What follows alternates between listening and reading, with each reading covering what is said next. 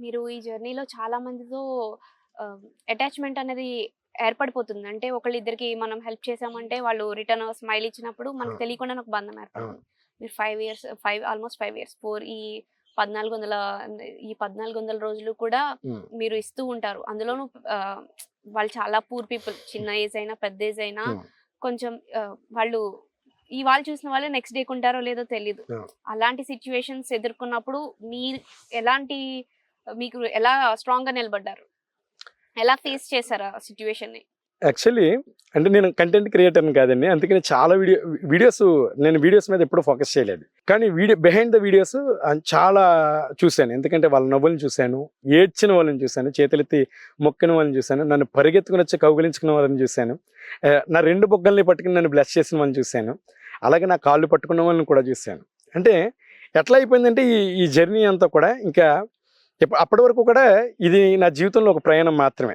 ఇవన్నీ ఫేస్ చేసిన తర్వాత ఒక్కొక్కసారి వీటన్నిటిని కూడా రికలెక్ట్ చేసుకున్న తర్వాత, ఇది నా జీవితంలో ప్రయాణం కాదు. ఇదే నా జీవితం అయిపోతే బాగున్ను అనిపించేంతగా ఈ జర్నీ నా మీద ప్రభావం చూపించేసింది. మీరిప్పుడు చెప్పారు కదా! ఒక పెద్దాయన చనిపోయారు అని చెప్పి. అంటే ఇవాళ మీరు ఫుడ్ ఇచ్చిన ఆయన నెక్స్ట్ డేకి మీరు ఉండకపోతే ఆ ఫీల్ అనేది మీరు ఎలా ఎలా తీసుకుంటారు? చాలా వీడియోస్‌లో అంటే కనిపించదండి. చాలామంది చెప్తూ ఉంటారు. మా చివరి దినాల్లో మాకు బువ్వ పెడుతున్నావు బాబా! నువ్వు చల్లగుండాలి. మా ఆయుష్షు కూడా పోసుకోవాలి అని చెప్పిన 10 రోజులకే చనిపోయిన వ్యక్తులు కూడా ఉన్నారు.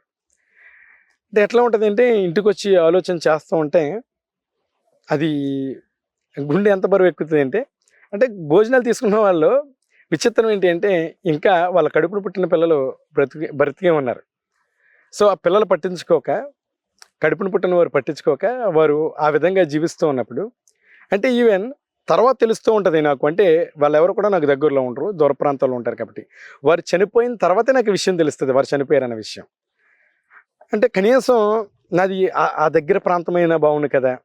వారి చివరి దినాల్లో కనీసం వారికి ఏదో ఒకటి చేయగలిగేవాడిని, వారితో ఉండగలిగేవాడిని, చివరి చూపు చూసుకోగలిగేవాడిని అనేటువంటి బాధైతే మాత్రం మనసులో చాలా ఉంటది. ఎవరికన్నా చేసారా మీరిలా? అంటే కొంతమంది పిల్లలు వదిలేసిన పేరెంట్స్ ఉంటున్నారు కదా! హ్మ్. సో, ఆఖరి వాళ్ళు చనిపోయినప్పుడు మీరు వాళ్ళ అంత్యక్రియలు మీరు పూర్తి చేయడం లాంటివేమైనా జరిగినాయా? సో, అట్లాంటివి ఇప్పటిదాకైతే ఏమి జరగలేదండి. హ్మ్. సో, కానీ అంటే నాకు ప్రతీదీ కూడా ఆల్‌మోస్ట్ ఎందుకంటే 2 రోజుల నుంచి భోజనం తీసుకునే అతను రావట్లేదేంటి, 3 రోజుల నుంచి భోజనం తీసుకునే అతను రావట్లేదు ఏంటి అంటే, ఇలా చనిపోయారు అన్న విషయం తర్వాత తెలుస్తుంది. సో, ముందు తెలిస్తే ఖచ్చితంగా నేను వెళ్లి పార్టిసిపేట్ చేసేవాడిని. కానీ తర్వాత తెలియడం వల్ల సో, నేను పార్టిసిపేట్ చేయలేకపోయాను ఇప్పటి వరకు కూడా కార్యక్రమంలోను. ఇంత మిడిల్ క్లాస్ పర్సన్ అయ్యుండి స్ట్రగుల్స్ ఫేస్ చేస్తూ ఫైనాన్షియల్‌గా మీరు హెల్ప్ చేస్తున్నారు. అసలు మీరేం చదువుకున్నారు? బేకరీ చేస్తున్నారని చెప్పారు. మీకొచ్చే ఇన్‌కమ్ ఎంత? మీరు ఈ సేవా కార్యక్రమాలకి స్పెండ్ చేసే మనీ ఎంత? మీ సేవింగ్స్ ఏమన్నా ఉన్నాయా? యాక్చువల్లీ అమ్మ, నాన్న ఇద్దరు కూడా అగ్రికల్చర్ లేబర్ అండి. మిడిల్ క్లాస్ అయిన కంటే లోయర్ మిడిల్ క్లాస్ అని చెప్పొచ్చు. అది నేను కూడా డిగ్రీ చదువుతున్నప్పటి నుంచి కూలీ పనులకి వెళ్ళేవాడిని. ఈవెన్ నా డిగ్రీ కాలేజ్ ఫీజు కూడా నేను కూలీ పనులకి వెళ్ళే పే చేసుకున్నాను. డిగ్రీ డిస్కంటిన్యూ అయితే చేశాను. బీఎస్సీ కంప్యూటర్స్ డిస్కంటిన్యూ చేశాను. అంటే ఇంట్రెస్ట్ లేక. పరిస్థితులు ఏమి అనుకూలించక కాదు. చదవాలంటే చదువుకోవచ్చు కానీ ఇంట్రెస్ట్ లేక డిస్కంటిన్యూ చేశాను. ఇక బేకరీ వచ్చేసరికి ఆ ఊర్లోనే అంటే ఎక్కడికి వెళ్ళకుండా, దూరం వెళ్ళకుండా అమ్మ నాన్నలకి దగ్గరగా ఉండి ఖచ్చితంగా మనం వాళ్ళని చూసుకోవాలనే ఉద్దేశ్యంతో ఊర్లోనే ఏదైనా చేయాలని బేకరీ అయితే స్టార్ట్ చేశాను. బేకరీ స్టార్ట్ చేసినప్పుడు చాలా బాగుండేది. సో, అందులోంచి వచ్చేటువంటి ఇన్‌కమ్ నాకు ఎక్కువగా కనిపించడం వలన, సో, ఒక 50% నాది కాదు అన్న ఉద్దేశంతో అందులోంచి వచ్చేటువంటి ఇన్‌కమ్ నుంచి ఈ జర్నీ స్టార్ట్ చేశాను. కానీ సమ్‌హౌ ఎట్లా అయిపోయిందంటే ముందుకు వెళ్ళే కొద్దీ కూడా ఆ బిజినెస్ అనేది డౌన్‌ఫాల్ అవ్వడం వల్ల కొన్ని సార్లు ఆహ్, పూర్తి స్థాయిలో ఆహ్, ఇన్‌కమ్ అనేది పూర్తి స్థాయిలో ఈ జర్నీ కోసం ఖర్చు చేయాల్సొచ్చింది. ఈవెన్ కొన్ని సార్లు అప్పులు కూడా చేయాల్సొచ్చింది. చాలామంది అంటూ ఉంటారు ఈజీగా అప్పులు చేసి ఎందుకు అవసరమా? ఇబ్బంది పడిపోతాం అవసరమా? ఆగిపోవచ్చు కదా! అని. ఎందుకు అంటే చాలామంది ఇలా కామెంట్లు చేసినోడు అప్పులు చేసి తాగేవాడు ఉంటాడు, అప్పులు చేసి సినిమాలకెళ్ళేవాడు ఉంటాడు, అప్పులు చేసి షికారులకెళ్ళేవాడు ఉంటాడు, అప్పులు చేసి గిఫ్ట్‌లు కొనేవాడు ఉంటాడు. సో, వాటి కోసం వాడు అప్పులని ఫీల్ అవ్వడు గానీ, నేను నలుగురి ఆకలి తీరుస్తూ ఉన్నాను. సో, అప్పు అని నేను ఎప్పుడు ఫీల్ అవ్వలేదు. ఎందుకంటే నాకు నమ్మకం ఉంది. నేను సంపాదించుకుంటాను. వాటన్నిటిని కూడా అప్పులన్నీ కూడా తీసుకోగలుగుతానని చెప్పేసని. కాబట్టి ఇబ్బందులనేవి కామన్‌గానే ఉన్నాయి ఆర్థిక పరంగా. కానీ ఎప్పుడు కూడా అవి పెద్ద ఇబ్బందులు అనిపించలేదు. వాళ్ళ ఆకలే ముందు. మీరు ఈ జర్నీలో బాగా ఎమోషనల్ అయిన మూమెంట్ ఏదన్నా కొన్ని సంఘటనలేమైనా ఉన్నాయా? ఈ ఫుడ్ జర్నీయే కాదండి. ఈ రీసెంట్ డేస్‌లో మాత్రం నన్ను చాలా అంటే నా మనసుని చాలా గాయం చేసిన సందర్భాలు చెప్తాను. మార్టేరు ప్రాంతంలో నేను ఫుడ్ ఎక్కువ మందికి ఇవ్వాలి. సో, ముందుగానే చెప్పడానికి వెళ్ళాను. మీకు ఫుడ్ ఎక్కువ మందికి మంచి ఫుడ్ తీసుకొద్దాం అనుకున్నాను రేపని చెప్పినప్పుడు. సో, మళ్ళీ ఒట్టి చేతులతో వెళ్ళకుండా వారికి ఆ రోజు రెగ్యులర్ ఫుడ్ తీసుకొని వెళ్ళాను. తీసుకొని వెళ్ళిన తర్వాత చాలామంది పిల్లలు అక్కడే పక్కన బురదలో ఆడుకుంటూ ఉన్నారు. వారందరూ కూడా వస్తూ ఉంటే వారికి భోజనం అయితే పెట్టాను. అక్కడే ఆ డ్రైనేజ్‌తో పిల్లలతో పాటే ఒక స్ట్రే డాగ్ ఆ బురదలోనే దొలుతూ ఉంది. దొలుతూ ఉంటే ఆ స్ట్రే డాగ్ వచ్చి పిల్లలు కూర్చొని తింటున్నారు ఆ డ్రైనేజ్ పక్కనే. తింటూ ఉంటే ఆ స్ట్రే డాగ్ వచ్చేసి ఈ పిల్లలు తింటున్న దాంట్లో ఆ స్ట్రే డాగ్ మూతి పెట్టేసింది. మూతి పెట్టి తినేసింది. తినేస్తే నేను చూసి ఆ కుక్కని తరిమేసాను. ఆ ప్లేట్ తీసుకొని ఇంకొక ప్లేట్ ఇస్తున్నా. ప్లేట్ ఇస్తుంటే అక్కడ ఉన్న పెద్దోళ్ళందరూ వచ్చి అంటున్నారన్నమాట. నాకు మా పిల్లలకి ఇది అలవాటే అని చెప్పేసరికి మనసుకు ఏదో తెలియని బాధ. ఎందుకంటే మనం తినేటువంటి ఆహారంలో ఏదైనా చిన్న నలకుంటేనో, చీమలు పడితేనో మన పిల్లలు తినను అని చెప్పేసని విసురు కొట్టడం, తినకుండా ఇబ్బంది పెట్టడం చూస్తూ ఉంటాం. అలాంటిది ఒక కుక్క ఎంగిల్ చేసిందని తిన్నారు అంటే, ఆ గుప్పెడి మెతుకులు వాళ్ళకి ఎంత అవసరమో ఆలోచన చేశాను నేను. అంటే ఈ జర్నీని ఆపకుండా నేను ముందుకు వెళ్ళడానికి ఇలాంటివి చాలా చూశాను. అంటే వీడియోస్‌లో వీటన్నిటిని నేను పూర్తిగా చెప్పలేను కాబట్టి కొంతమందికి అర్థం కాక నెగెటివ్ కామెంట్స్ పెడుతూ ఉంటారు గానీ, సో, ఇలాంటిది చూశాను. అలాగే రీసెంట్ డేస్‌లో సో, నాకు తెలిసిన ఒక ఆమె హెల్త్ ఇష్యూస్ వల్ల హాస్పిటల్‌లో ఉంటే ఆమె కోమాలోకి వెళ్ళిపోయారు. ఆమెను అంటే బ్రతికించడానికి చాలా ప్రయత్నాలు చేశాను. ఎంత ప్రయత్నం చేశాను అంటే ఈవెన్ నేను నా సొంతంగా నేను ఒక బైక్ కొనుక్కుందామని దాచుకున్న డబ్బులు, అలాగే తెలిసిన వాళ్ళని కొంతమందిని అడిగి ఆమె హాస్పిటల్స్ బిల్స్ అన్నీ పే చేసి ఆల్మోస్ట్ 1,00,000 వరకు కూడా ఆమె కోసం ఖర్చు చేయడం జరిగింది. ఎందుకంటే ఆమె ఒక పోలియో పేషెంట్, ఆమె భర్త ఒక పోలియో పేషెంట్, ఆమెకి ఇద్దరు పిల్లలు, చిన్న పిల్లలు, 5th, 6th స్టాండర్డ్ చదువుతున్న వాళ్ళు. ఆమెను బ్రతికించడానికి చాలా ప్రయత్నం చేశాను. ఎంత ప్రయత్నం చేశాను అంటే అది ఇంక నేను మాటలతో చెప్పలేను. ఎందుకంటే నా సొంత మనిషిని నేను రక్షించుకోవడానికి నేను ఎంత ప్రయత్నం చేస్తానో అంతే ప్రయత్నం చేశాను. కాకపోతే ఆమైతే బ్రతకలేదు. అది చాలా అంటే చాలా బాధ అనిపించింది. ఎందుకంటే చాలామంది డబ్బుని చాలా వృధాగా చేస్తారు. ఆహారం చాలా వృధాగా చేస్తూ ఉంటారు. కానీ కొన్ని కొన్ని సందర్భాల్లో మనం వృధాగా చేసేటువంటి ఆహారమే కావచ్చు, వృధాగా చేసేటువంటి డబ్బే కావచ్చు. అవతలోళ్ళి అంటే ఇబ్బందికరమైనటువంటి పరిస్థితుల్లో ఉన్న వాళ్ళ ఆకలి తీరుస్తుంది. వాళ్ళ ప్రాణాలు కూడా నిలబెడుతుంది. ఇది మనుషులు ఆలోచన చేయగలిగితే చాలు. మనం వృధా చేయకుండా మనం డబ్బుల్నే గానీ, ఆహారాన్ని గానీ వృధా చేయకుండా ఉంటే చాలా బావుంటుంది కదా! అని చెప్పేసని అనిపించింది అప్పుడు. అంటే మీ వీడియోస్‌లో మేము చాలా చూసిన వాటిలో మీరు నిజానికి క్రైస్తవ మతం నుంచి వచ్చారు. అవును. క్రైస్తవ మతం నుంచి వచ్చి మీరు ఆ వీడియోస్‌లో కూడా నేను చర్చ్‌కి వెళ్ళాను అని చెప్పేసి అంటూ ఉంటారు. అంటే మీ వీడియోల ద్వారా క్రైస్తవ మతాన్ని వ్యాప్తి చేయాలని చూస్తున్నారా? యాక్చువల్లీ నా కాజ్ ఏంటి అనేది కంప్లీట్‌గా చాలామందికి ఒక నిమిషం వీడియోలో అది అర్థం కాదు. నా డైలీ లైఫ్‌ని చూసే వాళ్ళకి అది కంప్లీట్‌గా అర్థమవుతది. ఎందుకంటే ఈ జర్నీ స్టార్ట్ అవ్వడానికి ఆ క్రైస్తవ మత ప్రభావం అంటే ప్రజలందరూ మత కోణంలో చూస్తున్నారు కాబట్టి మతమని నేను చెప్తూ ఉన్నాను గానీ, క్రైస్తవ్యం యొక్క ప్రభావం పూర్తిగా ఉందండి. ఎందుకంటే నేను బైబిల్ చదువుతున్నప్పుడు చాలా సందర్భాల్లో చాలా మాటలు నన్ను ఇన్‌స్పైర్ చేశాయి. అందులో కొన్ని మాటలేంటంటే, దేశంలో బేదలుండక మానరు ఆవశ్యకంగా నీ గుప్పెలను విప్పుము అనే మాట ఒకటి. నిజమైన ఉపవాసం అంటే ఆకలితో ఉండేవారికి ఆహారం పెట్టడమే అనేటువంటి మాటలు నన్ను చాలా ఇన్‌స్పైర్ చేశాయి. అంటే మనం కలిగి ఉన్న దాన్ని బట్టి పెట్టడం అది నిజంగా ఒక బ్లెస్సింగ్ అనే చెప్పాలి. అంటే మనుషులు చేసే సహాయానికి దేవుడి పేరు పెట్టుకుంటున్నారా మీరు? అంటే చెప్తున్నాను కదండీ!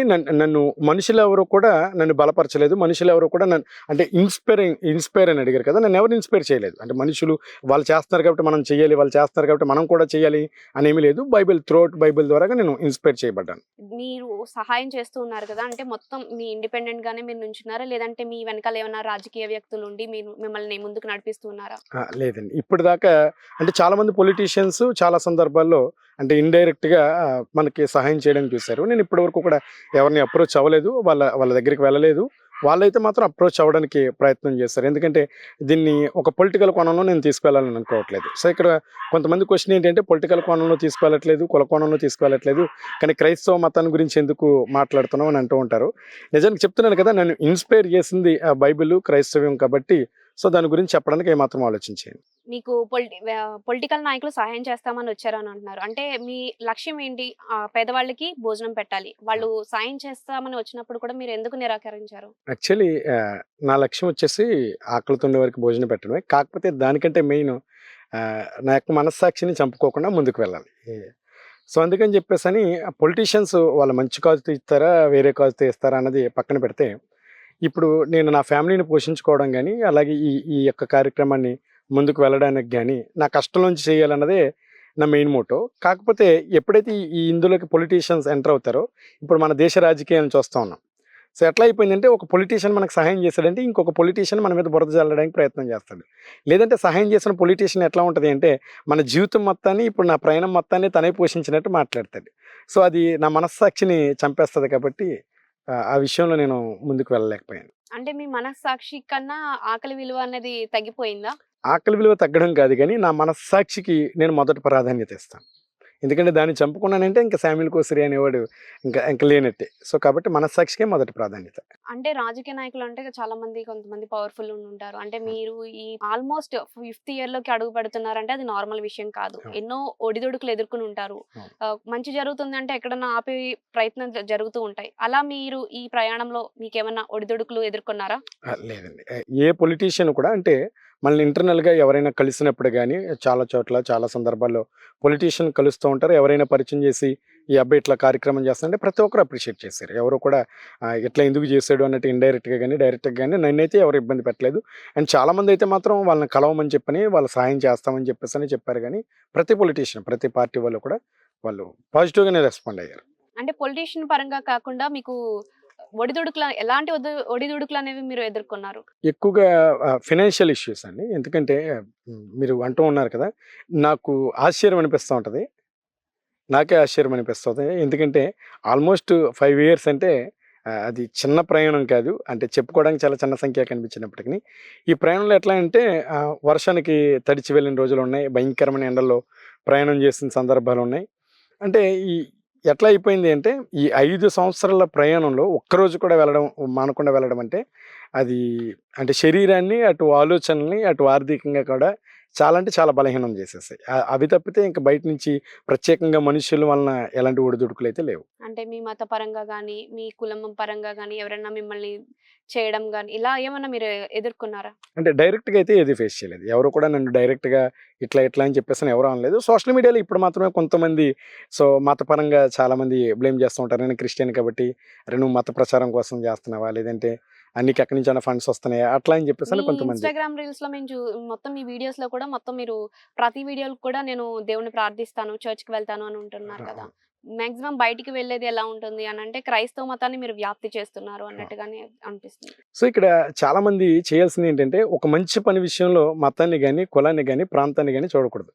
అక్కడ మీరు నెగటివిటీని నేను కూడా చూస్తూ ఉంటాను. ఎక్కువగా నేను పాజిటివ్ కంటే నెగెటివ్‌కి స్పందిస్తూ ఉంటాను. ఎందుకంటే, వాళ్ళకి తెలియక అట్లా చేస్తూ ఉంటారు కాబట్టి సమాధానం చెప్తూ ఉంటాను. కానీ, ఈ నా జర్నీ మొత్తంలో కూడా నాకు ఎ ప్రతి ఒక్కరు కూడా కులంలో ప్రతి కులాల వాళ్ళు కూడా ఈ ఓసీ, బీసీ, ఎస్సీ, ఎస్టీ అన్ని కులాల వారు, అలాగే మతపరంగా కూడా ముస్లిమ్స్, క్రిస్టియన్స్, హిందూస్, అలాగే నాస్తికులు కూడా వారి వంతు సపోర్ట్‌ని తెలియజేస్తూనే వచ్చారు. ఎవరు కూడా నన్ను డిస్కరేజ్ చేయలేదు. ఎవరైతే కొంతమంది అంటే ఉన్మాదపు ఆలోచనలు కలిగి ఉంటారో వాళ్ళు మాత్రమే నెగెటివ్ ప్రచారాన్ని, నెగెటివ్ కామెంట్‌లు చేస్తుంటారు గానీ, మిగతా విషయాల్లో ఎక్కడ కూడా నెగటివిటీ చాలా తక్కువ.